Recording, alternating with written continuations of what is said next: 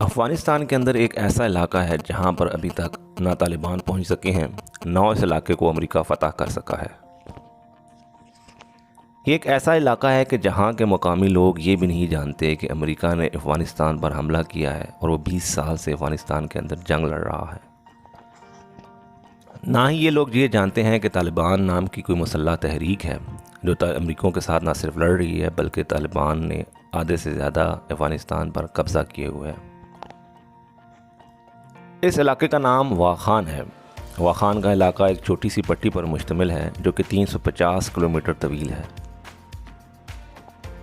इसकी चौड़ाई बाज़ मकामात पर 13 किलोमीटर और बाज़ मकामात पर 65 किलोमीटर है। ये अफ़गानिस्तान के शुमाल मशरिक़ में वाक़ है और बदख्शां सूबे का एक ज़िला है। इसके शुमाल में ताजिकिस्तान और इसके जनूब में पाकिस्तान वाक़ हैं। वाखान का कुल रकबा 10,300 किलोमीटर है और आबादी तकरीबन 12,000 नफूस पर मुश्तमिल है। दुनिया के 3 बड़े पहाड़ी सिलसिले कराकोरम, हिंदुकश और पामीर इस जगह पर आकर मिलते हैं। मकामी लोग इसे बामे दुनिया कहते हैं और अफ़गानी इसे पामीर कहते हैं। आलमी दुनिया में इस इलाके को वाखान कॉरिडोर कहा जाता है। यहाँ पर रहने वाले मकामी कबाइल वाक़ी और करगेज़ हैं। वाक़ी की आबादी 12,000 से ज़्यादा है। ये ज़्यादातर मैदानी इलाकों में रहते हैं और इनका ताल्लुक़ इस्माइली फ़िरक़ा से है। करगेज़ पहाड़ों पर रहते हैं और तुर्कुन नस्ल के हैं। क्योंकि दौलत का मेयार भेड़ बकरियां हैं, लिहाजा करगेज़ माली तौर पर ज़्यादा वसाइल के मालिक हैं। सल्तनत बरतानिया और रूसी सल्तनत के दरमियान जो 100 साल दुश्मनी रही, जिसे ग्रेट गेम कहा जाता है, उसके नतीजे में वाखान कॉरिडोर का क़याम अमल में लाया गया। रूसी समझते थे कि गिलगित का इलाका फ़ौजी मुहिम जही के लिए बहुत आइडियल मकाम है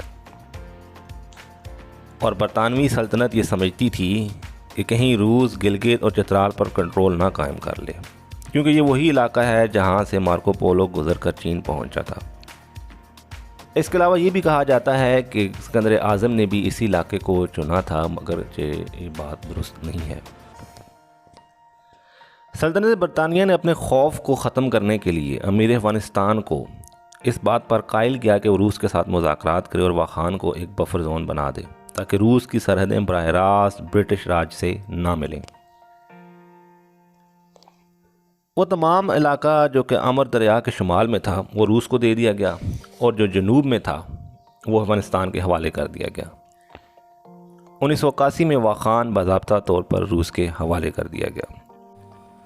इस बफर जोन की वजह से ब्रिटिश राज की सरहदें बराह रास्त रूसी सल्तनत के साथ नहीं मिलती थीं।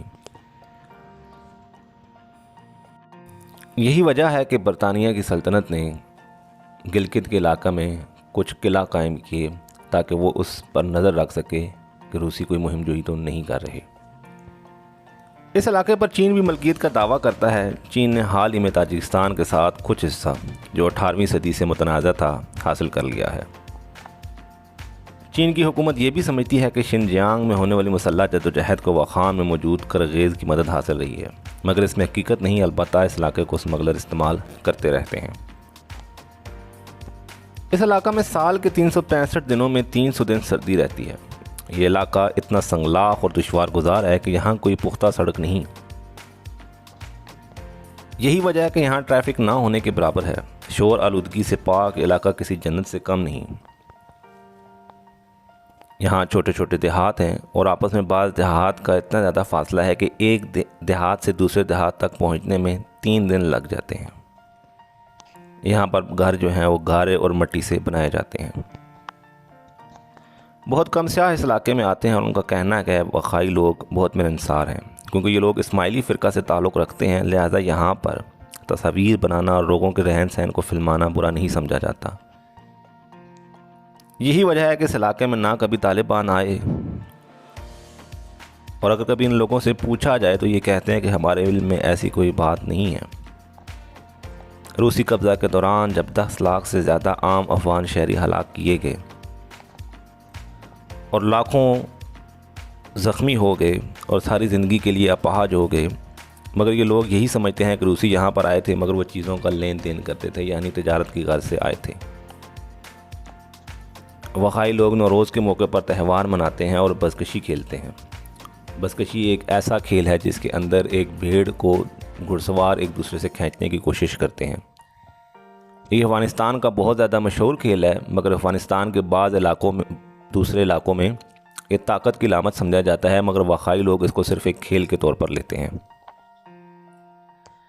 ये इलाका इस कदर पुरअमन है कि यहाँ के लोग पुरअमन रहना चाहते हैं, मगर अब ऐसा महसूस होता है कि अमन के दिन गिने जा चुके हैं, क्योंकि चीन ने यहाँ सड़क तामीर करने का मंसूबा बनाया है जो चीन के बेल्ट एंड रोड इनिशिएटिव का हिस्सा है। इसके साथ साथ पाकिस्तान भी ये समझता है कि अगर सी पैक का वो रूट जो कि गवादर तक पहुँचता है, अगर वो वाखान के इलाके से गुजरता है तो पाकिस्तान की रसाई आलमी मंडियों में हो जाएगी, यानी कि पाकिस्तान सेंट्रल एशियाई ममालिक तक रसाई हासिल कर सकता है। इसके साथ साथ भारत जो कि ताजिकिस्तान के अंदर अपने फ़ौजी रखता है और उसका वहाँ पर हवाई अड्डा मौजूद है जो उसने रूस की मुआवनत से कायम किया है, वो ये समझता है कि इस तरह करने से शायद पाकिस्तान और चीन को भारत के ऊपर मज़ीद अजारादारी हासिल हो जाएगी।